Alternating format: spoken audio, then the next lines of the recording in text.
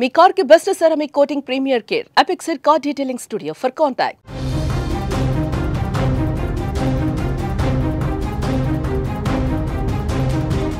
Reels మోజు మరో ఇద్దరిని గల్లంతయ్యేలా చేసింది. వరుసగా ఇలాంటి ఘటనలు జరుగుతున్నా కూడా మరలా ఇద్దరు యువకులు అలాగే రీల్స్ మోజులో పడి ప్రాణాలు కోల్పోయినటువంటి ఘటన.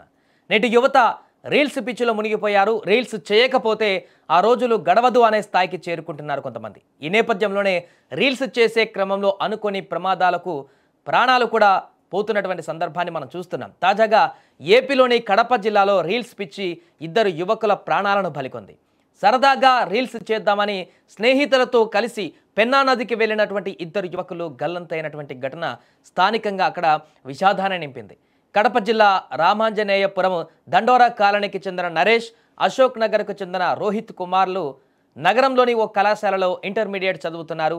అయితే నిన్న సెలవు కావడంతో స్నేహితులతో కలిసి వాటర్ గండి సమీపంలోని పెన్నా నది వద్దకు వెళ్లారు. ఈ క్రమంలోనే నరేష్, రోహిత్ కుమార్లు రీల్స్ కోసం ఉధృతంగా పారుతున్నటువంటి ఆ నీటిలోకి వెళ్ళి సుడిగుండాలలో చిక్కుకొని గల్లంతయ్యారు. అయితే వీడియో తీస్తున్న అరుణ్ అనే యువకుడు వారిని రక్షించేటువంటి ప్రయత్నం చేసినా కూడా ఫలితం లేకపోయింది.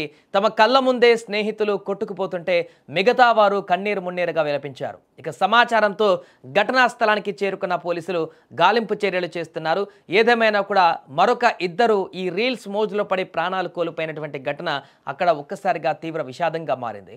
గతంలో అనేకం జరిగా ఇలాంటి ఘటనలు జరుగుతూనే ఉన్నాయి. అయినా కూడా యువకుల చిన్న నిర్లక్ష్యము, వారు చేస్తున్నటువంటి ఈ రీల్స్ మోజులో అనేక ప్రాణాలు కొంటున్నా కూడా ఈ రకమైనటువంటి పరిస్థితికే మరల యువకులు బలైపోతున్నారు.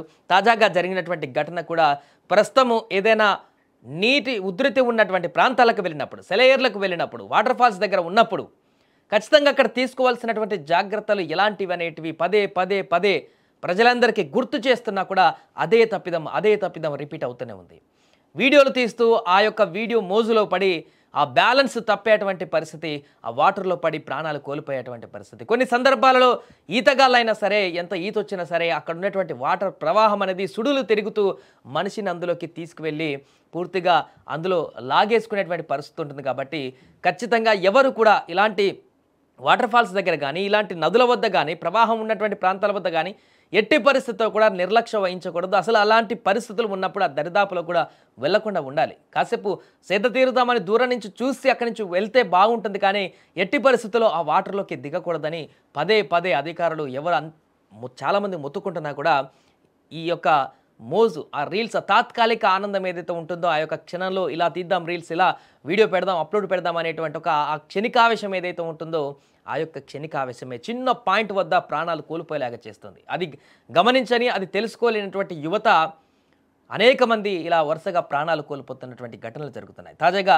పెన్నా నదిలో జరిగినటువంటి ఈ దుర్ఘటన పట్ల అక్కడ ఉన్నటువంటి స్థానికులందరూ కూడా ఒక్కసారిగా షాక్ గురయ్యారు. అండ్ తనతో పాటు వచ్చిన మిగతా స్నేహితులందరూ కూడా గట్టుపైనే ఉన్నారు.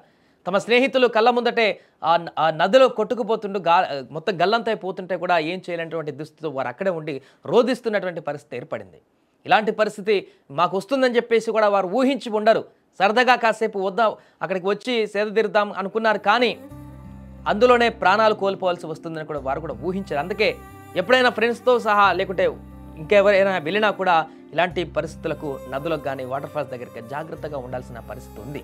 ఎట్టి పరిస్థితుల్లో అందుకు దిగకూడదు. ముఖ్యంగా రీల్స్ వీడియోలు తీసేటువంటి ఫోబియా ఖచ్చితంగా తగ్గించుకోవాలి. ఇలాంటి వాటర్స్ దగ్గరికి వెళ్ళినప్పుడు మీరు కాసేపు చూస్తే కళ్ళతో చూసి ఆనందం పొందాలి తప్ప రీల్స్ చేద్దాం, వీడియోలు తీద్దాం అని చెప్పేసి ఆ యొక్క రీల్స్ వీడియోస్ కోసం, ఆ ఫ్రేమ్స్ కోసం అలా వాటర్లోకి వెళ్ళి కాలు స్లిప్ అయి పడిపోయి ప్రాణాలు కోల్పోకుండా ఉండడానికి చాలా జాగ్రత్తగా ఉండాలంటూ కూడా చెప్తున్నారు. పదే ఏదేమైనా కూడా మరొక ఘటన అయితే కలిచివేస్తుంది.